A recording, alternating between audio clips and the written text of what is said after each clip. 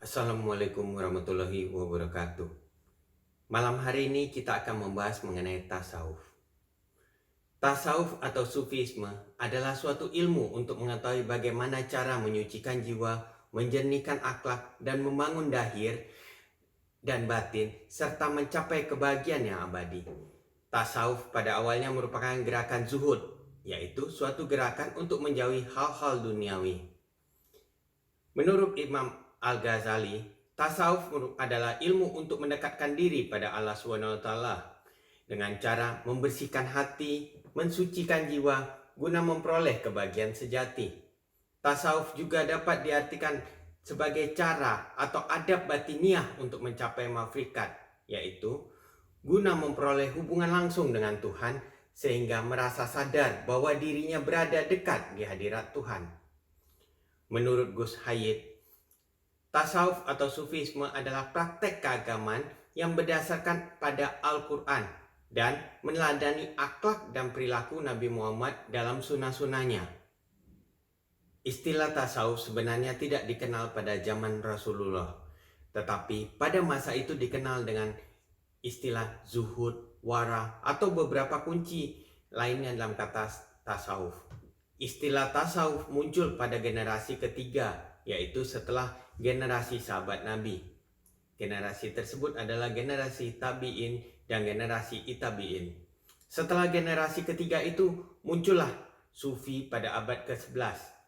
Tasawuf yang pada awalnya merupakan gerakan zuhud atau menjauhi duniawi, dan dalam perkembangannya melahirkan tradisi mitisme Islam. Jika meskipun terminologi tasawuf atau sufisme belum ada pada zaman Nabi dan sahabat, tetapi praktek tasawuf tersebut dan perilaku sufistik tersebut sudah ada sejak zaman Rasulullah, para sahabat, hingga generasi tabi'in seperti Hasan al-Basri, Ibrahim bin Adam, dan Rabiatul Adawiyah. Siapakah yang mencontohkan? Ya Rasulullah sendiri, yang diikuti oleh para sahabat-sahabat Rasulullah. Mereka lebih mementingkan urusan akhirat ketimbang urusan duniawi. Meskipun begitu, mereka tidak pernah meninggalkan kewajiban duniawi. Inilah praktek-praktek sufistik sejati yang kemudian dikembangkan oleh ahli sufi dan dalam kajian dan disiplin ilmu disebut dengan istilah tasawuf. Baiklah, selanjutnya kita akan membahas mengenai tujuan dari tasawuf. Ilmu tasawuf memiliki tujuan agar manusia mengenal Allah SWT serta dapat berjalan di atas jalan kebenaran, memperkuat akikah untuk menuju kemenangan abadi di akhirat. Ilmu tasawuf mengenalkan bahwa tujuan hidup ini adalah beribadah pada Allah SWT dengan semangat dan dengan tujuan yang jelas, yakni mencapai akhirat. Tasawuf juga mengajarkan manusia untuk melihat Allah SWT dengan marifatullah, yakni melihat Allah SWT dengan hati yang jelas dan nyata, serta sadar atas segala kenikmatan dan kebesarannya. Dengan ilmu tasawuf diharapkan orang beriman dapat mencapai kesempurnaan hidup, yakni derajat dan martabat yang baik, sehingga dapat mencapai menjadi manusia insan kamil. Baiklah, selanjutnya kita akan membahas mengenai tahapan-tahapan tasawuf. Ada 4 tahapan yang harus dilalui oleh seorang hamba untuk menekuni ajaran tasawuf. Untuk mencapai tujuannya yang disebut dengan asy'adah menurut Imam Al-Ghazali ataupun Al-Insanul Kamil menurut Muhyiddin bin Arabi. Keempat tahapan tersebut terdiri dari syariat, tarekat, hakikat, dan marifat. Baiklah, kita akan membahas mengenai tahapan-tahapan tersebut. Tahapan pertama disebut dengan syariat. Istilah syariat dirumuskan dan didefinisikan oleh Asy-Syahid Abu Bakar Al-Maruf dengan mengatakan, syariat adalah suruhan yang diperintahkan oleh Allah dan larangan yang dilarang olehnya. Baiklah, kita menuju tahapan yang kedua, yaitu tarekat. Istilah tarekat berasal dari kata atarik atau jalan menuju hakikat, atau dengan kata lain tarekat disebut dengan pengalaman syariat yang disebut juga dengan al-zara atau al-amal, sehingga Syekh Muhammad Amin Al-Qudi mengemukakan 3 macam definisi secara berturut-turut disebut. Yang pertama, tarekat disebut sebagai pengalaman syariat, yaitu melaksanakan beban ibadah dengan tekun dan menjauhi diri dari sikap mempermudah ibadah yang sebenarnya memang tidak boleh dipermudah. Yang kedua, tarekat adalah menjauhi larangan dan melakukan perintah Allah dengan kesanggupannya, baik larangan ataupun perintah yang nyata maupun larangan atau perintah yang bersifat batiniah.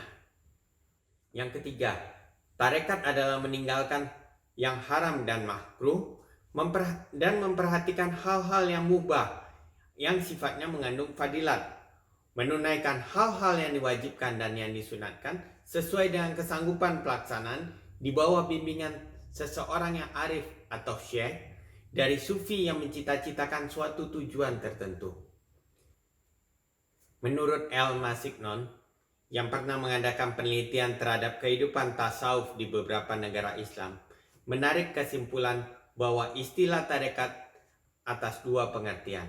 Yang pertama, tarekat dapat diartikan sebagai pendidikan kerohanian yang sering dilakukan oleh orang-orang yang menempuh kehidupan tasawuf untuk mencapai suatu tingkatan kerohanian yang disebut dengan istilah al-maqamat dan al-ahwal. Yang kedua, tarekat dapat diartikan sebagai perkumpulan yang didirikan untuk ajaran yang telah dibuat oleh seorang syekh yang menganut aliran tarekat tertentu.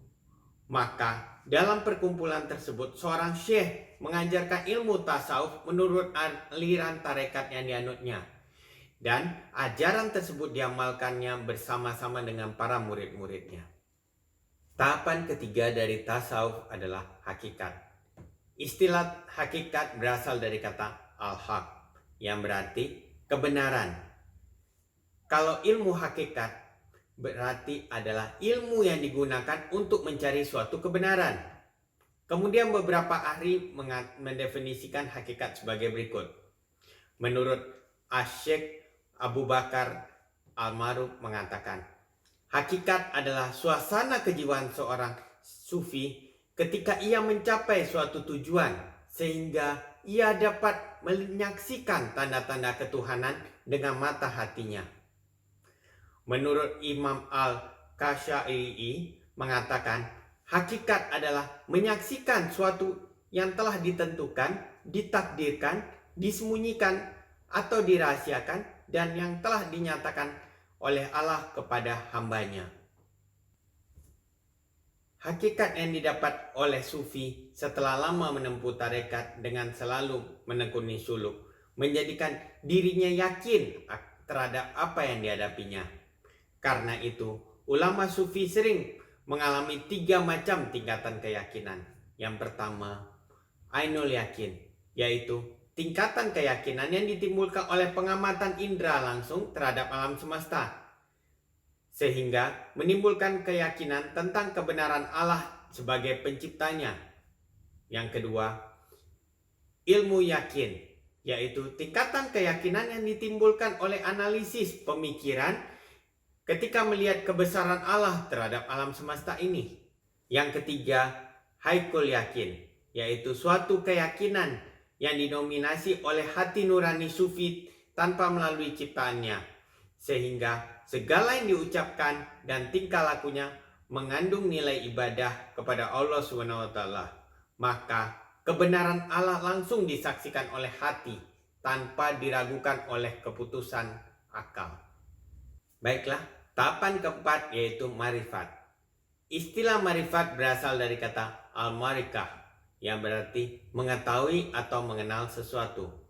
Dan apabila dihubungkan dengan pengamalan tasawuf, maka Istilah marifat di sini dapat diartikan sebagai mengenal Allah ketika sufi mencapai makam dalam tasawuf. Pengertian marifat menurut ulama tasawuf adalah yang pertama, menurut Dr. Mustafa Zahri. Beliau mengatakan marifat adalah suatu ketetapan hati yang mempercaya hadirnya wujud yang wajib adanya, yaitu Allah, yang menggambarkan segala kesempurnaannya. Menurut Asy-Syaikh Ihsan Muhammad Dahlan Al-Qaidiri, marifat adalah hadirnya kebenaran Allah pada sufi dalam keadaan hatinya selalu berhubungan dengan nur ilahi. Tidak semua orang yang menuntut ajaran tasawuf dapat mencapai pada tingkatan marifat. Karena itu, seorang sufi yang telah mencapai marifat memiliki tanda-tanda sebagai berikut. Yang pertama, selalu memancarkan cahaya marifat dalam dirinya, dalam segala sikap dan perilakunya. Karena itu, sikap wara selalu ada pada dalam dirinya. Yang kedua, tidak menjadikan keputusan pada sesuatu yang didasarkan fakta yang bersifat nyata, karena hal yang nyata menurut ajaran tasawuf belum tentu itu sepenuhnya benar. Yang ketiga, tidak mengingini nikmat Allah banyak berbuat bagi dirinya sendiri, karena hal itu akan membawa dirinya pada perbuatan-perbuatan haram dan menimbulkan keegoisan. Disinilah dapat kita melihat bahwa seorang sufi tidak membutuhkan kehidupan mewah, kecuali tingkatan kehidupan yang hanya sekedar dapat menunjang kegiatan ibadahnya kepada Allah semata.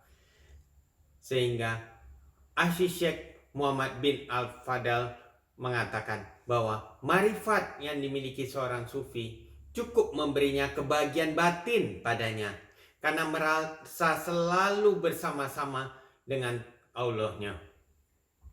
Begitu rapat posisi hambanya dengan Allahnya ketika mencapai tingkat marifat, maka beberapa ulama melukiskannya sebagai berikut. Menurut Imam Rawi'im, sufi telah mencapai tingkatan marifat bagaikan ia berada di muka cermin. Bila ia memandang, ia pasti melihat Allah di dalamnya. Ia tidak akan melihat dirinya lagi di dalam cermin, karena ia sudah hulul kepada Allahnya. Maka tiada lain yang dilihatnya dalam cermin kecuali Allah semata. Al-Junaid Al-Badadi mengatakan, sufi yang sudah mencapai tingkatan marifat bagaikan sifat air di dalam gelas, selalu menyerupai warna gelasnya. Maksudnya adalah sufi sudah larut dalam Tuhannya, selalu menyerupai sifat-sifat dan kehendak Allah semata. Lalu dikatakannya lagi bahwa seorang sufi selalu merasa menyesal dan tertimpa musibah bila ada suatu ingatannya kepada Allah terputus, meskipun hanya sekejap mata aja. Hal ini dapat disimpulkan bahwa sufi tersebut benar-benar selalu berada bersama Allah. Sedangkan menurut Sahal bin Al-Dilah mengatakan, sebenarnya puncak marifat adalah keadaan yang diliputi rasa kekaguman dan keheranan ketika sufi bertatapan dengan Allahnya, sehingga keadaan itu membawa ia lupa akan dirinya sendiri. Ia hanya terfokus pada Allah semata. Keempat tahapan tersebut harus dilalui oleh seorang sufi ketika menekuni ajaran tasawuf. Semua itu harus dilalui secara berurutan: syariat, tarekat, hakikat, dan marifat. Tidak mungkin ditempuh secara terbalik ataupun secara terputus-putus. Dengan menempuh tahapan tasawuf secara berurutan ini, seorang hamba tidak akan mengalami kegagalan dan tidak akan mengalami kesesatan. Demikianlah penjelasan kami mengenai tasawuf dan tahapan-tahapannya. Semoga bermanfaat bagi kita semua menuju insan kamil. Wassalamualaikum warahmatullahi wabarakatuh.